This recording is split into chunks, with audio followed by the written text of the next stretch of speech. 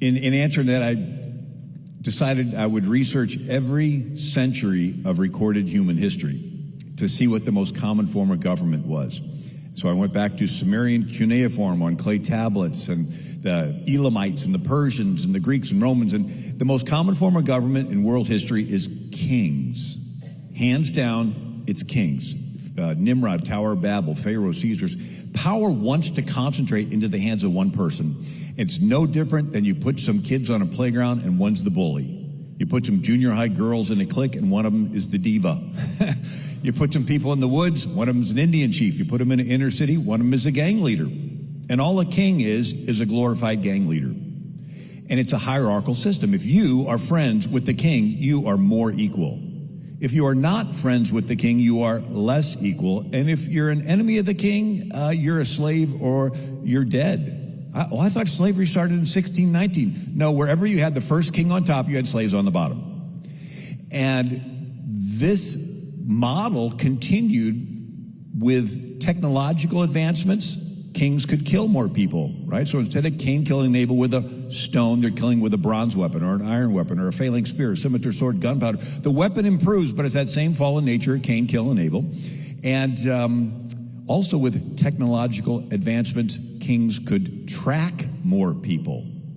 Do you know Augustus Caesar wanted to have a worldwide tracking system? It was called a census. That was like modern technology, 25 BC, right? He wanted to count. If he could have had 5G and cell phones and cameras, he would have tracked him that way. But as the centuries go on, the King of England had the biggest empire that planet Earth had ever seen. 13 billion square miles, 500 million people. Anyway, it's the sun never set on the British Empire. The King of England was a globalist. He was a one world government guy with him at the top. And America's founders decided they didn't like this one world government guy telling us what to do. We broke away and flipped it and made the people the king. So the word citizen is Greek. It means co-king. And where did the founders get these ideas? From the New England pastors. Where did they get their ideas? From the Bible. What part of the Bible? That first 400 years out of Egypt before King Saul. So it stands out as an anomaly in world history. Around, 1400 BC or so, you have several million Israelites come out of Egypt, and for 400 years they do not have a king. And it worked because every citizen was taught the law, and every one of them was personally accountable to God to follow the law. So you have an opportunity to steal. Nobody's around. Then you think, God's watching me. He wants me to be fair. He's going to hold me accountable in the future. Maybe I should hesitate stealing. And it creates something in your head called the conscience. If everybody in the country believes this, you can maintain complete order with no police. And that's, I use a little analogy. We all have cell phones, and you have GPS, tells you where to turn. Imagine if there was a behavioral app that could tell you how to act in real time, right? It monitors your blood pressure in the volume of your voice, and it sees you're about to lose your temper, and it says, alert, don't lose your temper. And then it monitors your bank account, sees it's a little low, and it sees you're in an expensive store, and then there's nobody. This already exists, Bill. I don't know. And there's nobody in the vicinity, and it runs this algorithm. You're being tempted to steal. It says, alert, alert, don't steal. And so the law was like a behavioral app, and the Levite priests were the computer geeks that help you to download the app, right? Line upon line, precept upon press here, Google Store, Apple Play, whatever. But then the big question is, why would you follow it? What would motivate you to follow an internal moral? Ancient Israel had the key ingredient. There is a God who is watching everyone. He wants you to be fair, and he's going to hold you accountable in the future. Right? And so this is what America's founders, New England pastors, looked to as the model. That's why they taught Hebrew at Yale and Harvard. And so we took the power of the king, we separated it into the hands of the people. It would be chaos unless each person is taught the law. What motivates them to follow the law is they're accountable to God. This is what makes America unique from the rest of the world. Now, in Israel's case, I'm sort of rambling. Is this okay? No, I think people are taking notes.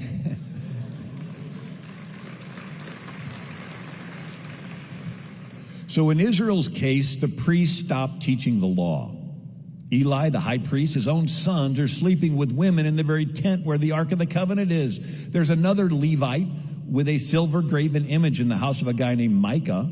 The tribe of Dan comes along, steals the graven image, tells this Levite, hey, you can be a priest to our whole tribe. And you're reading the story, scratching your head, saying, what is this Levite doing with a graven image? Isn't it one of the commandments? You're not supposed to have them? And then there's the terrible story of a Levite with a concubine.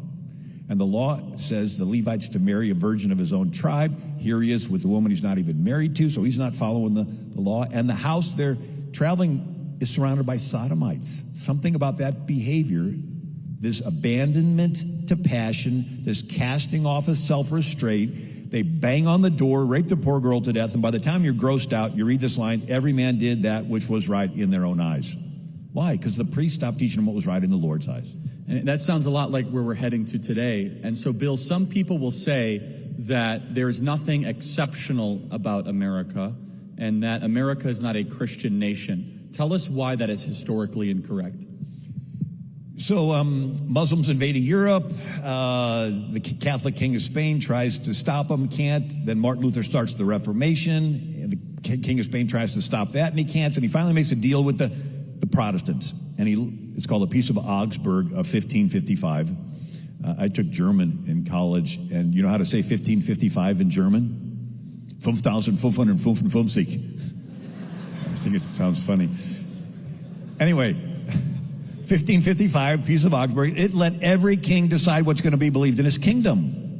And so suddenly, Europe, you had England being Anglican, Scotland being Presbyterian, Holland being Dutch Reformed, Greece being Greece Orthodox, Germany being Lutheran, Switzerland Calvinist, and Italy, Spain, France, etc., Catholic. And if you didn't believe the way your king did, you fled. And those were the people that spilled over and founded colonies in America. So I read through every charter of every colony. England, you had the Anglicans founded Virginia. Puritans founded Massachusetts.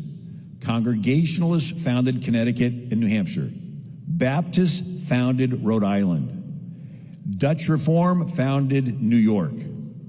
And the Swedish Lutherans founded Delaware and New Jersey. And Catholics founded Maryland. And then the Quakers founded Pennsylvania.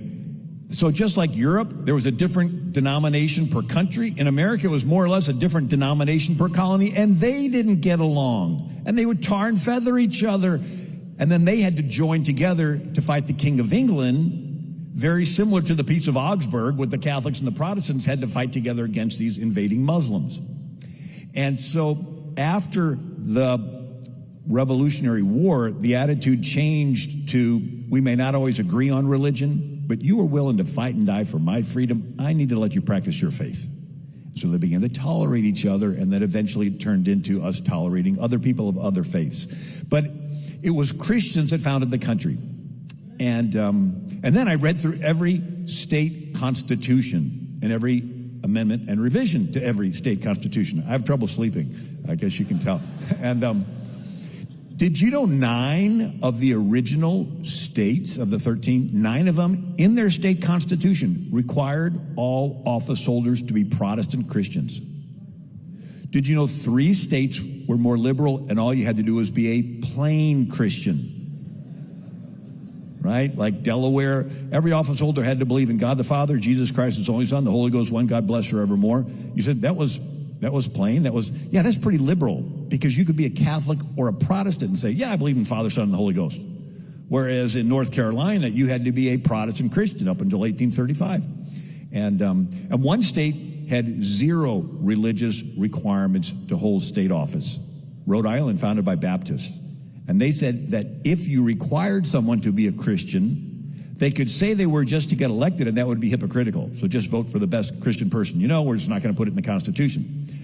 So that was the founding. It was those states that sent representatives to write our U.S. Constitution. It makes no sense to think that they would outlaw themselves. So, Bill, some people will say that's all fine and well, but what we need is separation of church and state. And I got in a debate with a professor from Wheaton College in Massachusetts where she said that's in the Constitution. Where do we get such an idea as separation of church and state? It is interesting where the etymology of that comes from. So the first century of America, you had Calvinist denominations founding colonies. And the basic Calvinist thought is that God has a plan for your life, your marriage, your family, your church, your government. Dig in the scriptures, find out what God's plan is, put it into place. Pretty simple.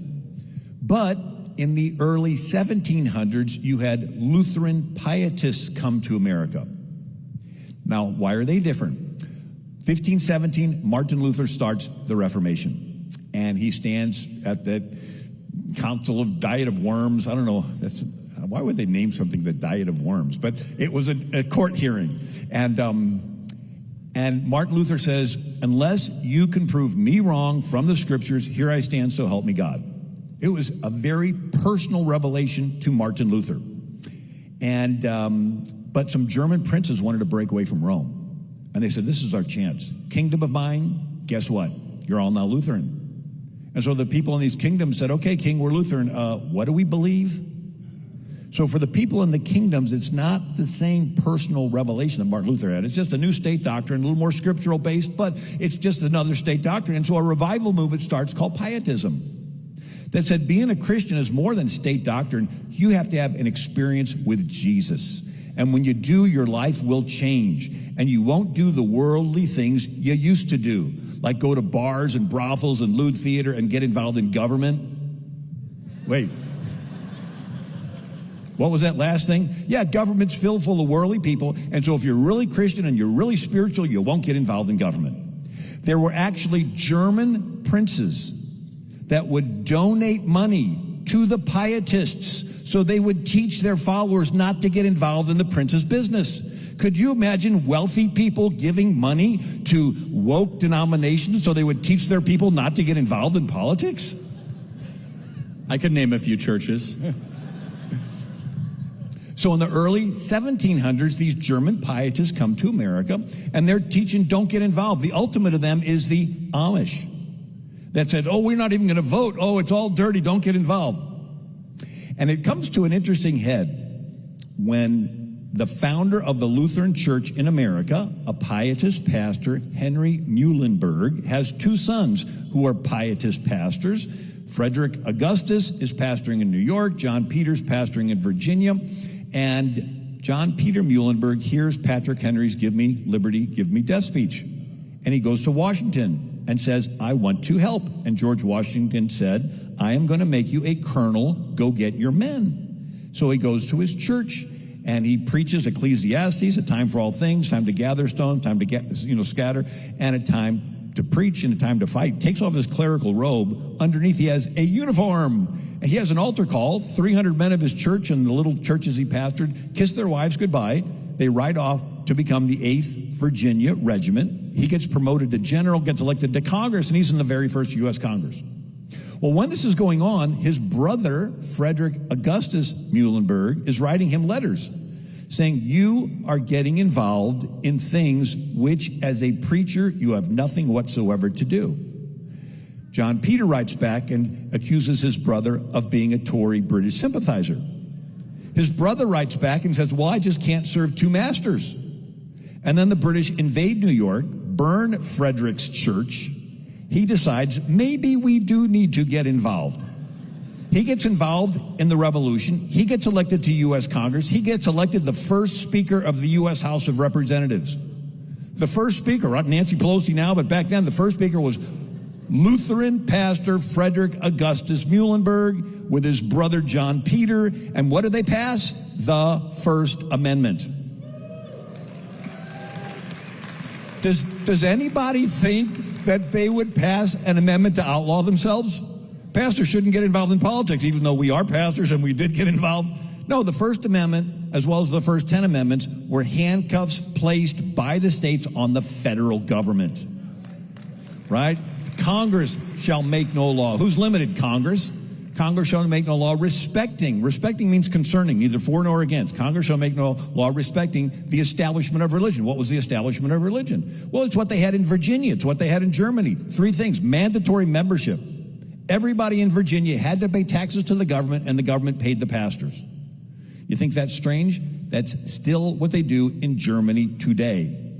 My daughter worked in Berlin for 10 years. They write on the little W-2 what church you go to. The government withholds the money and pays the pastors. So this way the pastor doesn't have to get their hands dirty taking up offerings. Well, how is that done for them? Well, all the young people realize they can give themselves a 10% raise by not checking the church box. And so you have these empty cathedrals in Europe and all these kids identifying as atheists, and now Muslims are coming in and buying up the churches and so forth. So, but anyway, establishment, mandatory membership, mandatory taxes, and you could not hold public office in Virginia unless you took the oath of supremacy, acknowledging the king as the head of the church. They understood what establishment meant. And so who did they limit? Congress shall make no law respecting the establishment of religion. Why? Because many of the states did. Massachusetts and Connecticut had established the congregational denomination up until 1833 in Massachusetts. And so the first 10 amendments were handcuffs on the federal government, leaving the states to do whatever they wanted. That's no notes, by the way. Have you ever seen anything like that? And it's any topic, by the way. I'm like, hey, how's your Persian history, Bill? He's like, funny you asked.